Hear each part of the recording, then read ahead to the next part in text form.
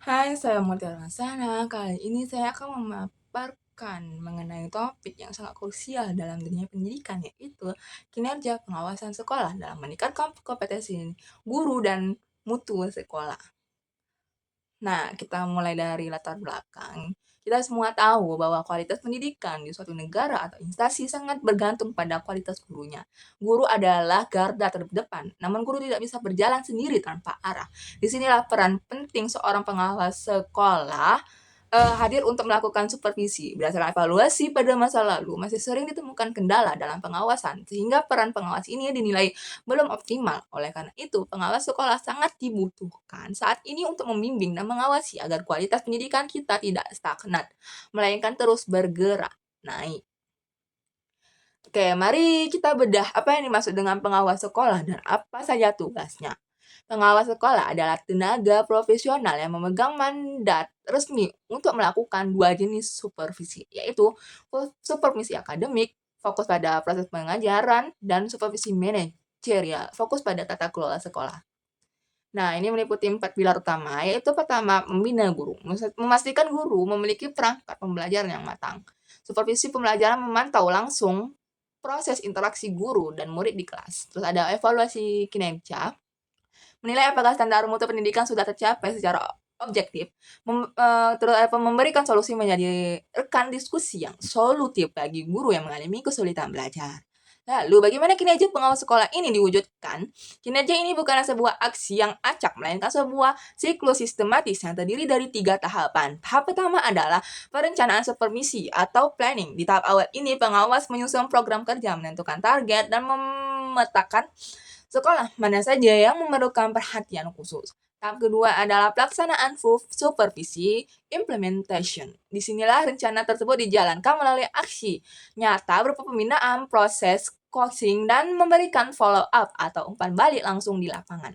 Tahap ketiga adalah tahap setelah supervisi. Tahap ini berfokus pada evaluasi dan tindak lanjut, di mana pengawas merumuskan perbaikan dan pengembangan program pembinaan ke depan agar kesalahan yang sama tidak terulang. Nah, melalui kinerja pengawasan yang terstruktur ini, tujuan akhirnya adalah menguatkan kompetensi dasar guru, yaitu kompetensi pedagogi atau kemampuan guru dalam mengelola pembelajaran, kompetensi profesional terkait pengusahaan materi pelajaran secara mendalam, kompetensi sosial dalam berkomunikasi, serta kompetensi kepribadian yang mencakup sikap dan karakteristik guru sebagai teladan. Oke, masuk bagian akhir. Pada slide ini kita akan melihat bagaimana peran ini memberikan dampak nyata serta tantangan apa yang dihadapi pengawas. Pengawas menjalankan perannya melalui pemberian pelatihan workshop, melakukan supervisi akademik secara berkala, memberikan motivasi agar guru tetap semangat berkembang, serta memberikan pembinaan yang disesuaikan dengan kebutuhan individu guru. Jika peran ini berjalan, dengan optimal, maka akan membawa dampak yang sangat positif terhadap mutu sekolah. Kualitas pembelajaran di kelas akan meningkat, profesionalisme guru melesat, hasil belajar atau prestasi siswa menjadi lebih baik, dan pada akhirnya manajemen sekolah secara keseluruhan akan menjadi jauh lebih rapi dan sehat. Namun, tidak boleh menutup mata terhadap permasalahan yang ada di lapangan saat ini. Realitasnya, masih banyak pengawasan yang dirasa kurang inovatif dan monoton. Kadangkala program yang dirancang pengawas tidak sesuai dengan kebutuhan nyata yang dihadapi guru. Pelaksanaan supervisi juga seringkali belum optimal karena adanya faktor keterbatasan waktu serta rasio jumlah pengawas yang tidak sebanding dengan banyaknya sekolah yang harus dibina.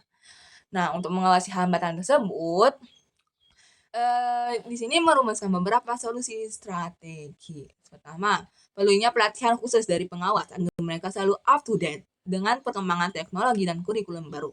Dua, menerapkan supervisi berbasis kebutuhan. Pengawas harus fokus menangani titik lemah spesifik dari masing-masing guru. Terus ketiga, ada memperkuat kolaborasi dengan kepala sekolah sebagai mitra internal yang memantau perkembangan sekolah setiap hari. Keempat, dasar melakukan evaluasi berkelanjutan terhadap kinerja pengawas itu sendiri untuk menjamin akuntabilitas profesi mereka. Nah, sebagai kesimpulan di sini, pengawasan sekolah adalah pergerakan di balik layar yang sangat menentukan hebat tidaknya performa guru dan tinggi rendahnya mutu sebuah sekolah. Mengoptimalkan kinerja pengawas sekolah investasi mutlak untuk masa depan pendidikan yang lebih baik.